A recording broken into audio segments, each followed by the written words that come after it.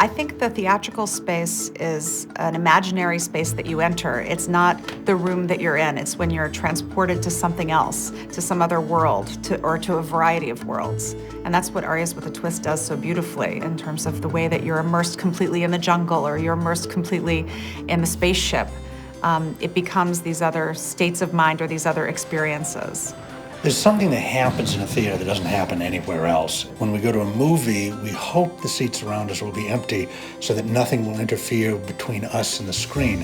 Whereas in the theater, we're disappointed if we show up and there are empty seats. We want a full, even if it's crowded and a little sweaty, we want to be part of an audience, and that feeling of being part of an audience is as important as what's up on the stage. Joey and Basil together create this world where anything is possible, but everything feels connected and human. It's transporting and joyous. There's nobody like them when they're working together.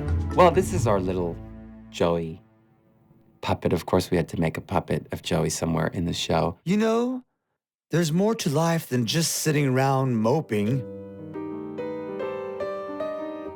I'm not moping.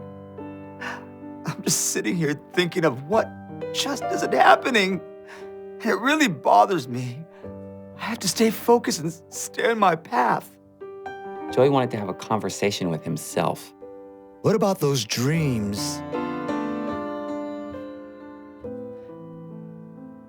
They've never left. They'll always be with me. And Broadway? West Broadway? Soho? No, the Great White Way. You can feel puppeteers back there. You feel them, especially in a space like that. Yeah. Them working, you can hear their breath. I didn't realize how much complexity there was involved. People don't have no idea what's going on with that. Because they make it that inanimate object become alive. Mm-hmm.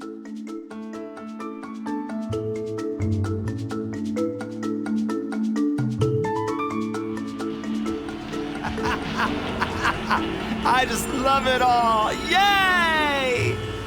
Basil's work is at such a high level. And the fact that he was able to get as much onto this stage and engineer it and have this incredible team of puppeteers, you know, sort of making Arias with a Twist work, it was just a mind-blowing experience. He has been able to foster so many young puppeteers. And so he's created an amazing community around him of people who love him as a person, but also someone who's teaching, who's breaking barriers, who's making new work. That's something really special. All the blood, all the sweat, all the tears, it was all worth it for this beautiful piece of art. When I walk into Basil's studio, it's perfect, and that's the kind of environment that you need to be in to create that kind of work. I put both, there you go. Yeah, that's pretty decent. You use your elbows? Yeah. That's what I just did. Yeah, that's the trick. You use your elbows and your hands. So your hands are doing the front and your elbows are doing the back of the pole, the hoop. How's that look? That looks pretty good. This leg still sucks though. Which one? This one? No, ow. This one? No. This one? Wait, keep guessing. Shut up. No, look, this one. That doesn't tell me anything. Well, pull. Wait, hold on. Over here. No. Yeah, that's the one. Basil came back and said, well, okay, we're gonna do this thing. What do you wanna do? After a couple of meetings, one day we were sitting there at his apartment, and I just thought, cocktails. How would a cocktail sound? And as the twist. And I thought, how easy would that be? Arias with a twist. The show is so simple, it's so beautiful. It's like it's easy. That's what blows people's minds, because they're just so, everything's like over the top, and all of a sudden they see this like beautiful show. Arias with a Twist definitely gave me inspiration that something like that can happen in New York still.